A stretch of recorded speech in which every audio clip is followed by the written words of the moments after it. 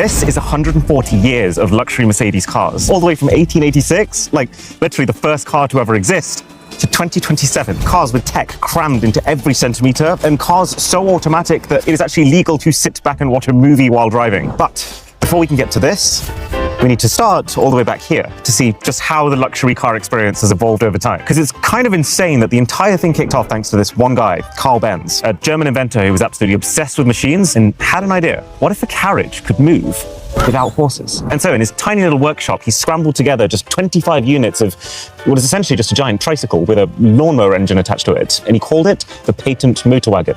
And then, yes, he did actually patent it. There's a bit of a technique to this. So wait for the sound, bring it back this way, and then smack the wheel over.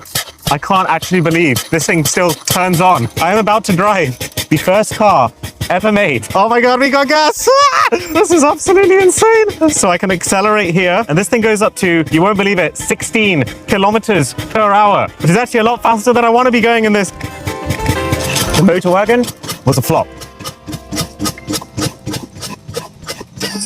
No one cared. People were so used to their horses that by comparison, this, which only had about 0.75 horsepower, just seemed like the more dangerous, more pointless, and noisier alternative. But then, this is the insane bit. Carl's wife, one morning in 1888, took this car without telling him and drove 106 kilometers in one go, fixing it a couple of times with her hairpin, topping it up with fuel from a pharmacy, because remember, there was no such thing as a petrol station back then, and this thing ran on what was essentially cleaning fluid. And in doing so, she completed the first ever road trip. The newspapers went absolutely crazy about it. Investors started lining up at Carl's door, and that is how the car began.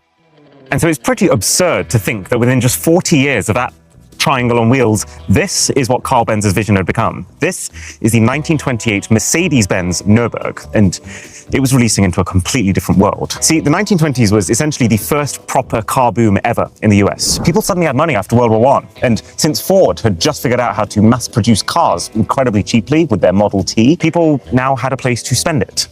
The problem, though, is that roads, which were originally designed for horses, were not improving fast enough to keep up with how many people were buying cars. So they were dusty, they were bumpy, they were poorly maintained, and traffic was going way up, which means, oh my God, the door, it's like a solid chunk of metal. The Nürburg was the perfect time to create a comfortable experience. A car with smooth handling, much nicer seats, because, you might be here a while, and protection from the elements, hence a roof, and a cabin that feels like it's your space. This really is just a full-on sofa with footstool. There's blinds you can pull down over here. There's a light up here, which actually looks like a piece of a 1920s chandelier. And it makes complete sense. If you're buying a car like the Nürburg, you're not driving it. This is designed to be chauffeured, hence the rolly window to separate you from them. Oh yeah, there is also air conditioning. It's called 1, 2, 3, 4. I'm also very much enjoying the tactility of the various levers and the switches.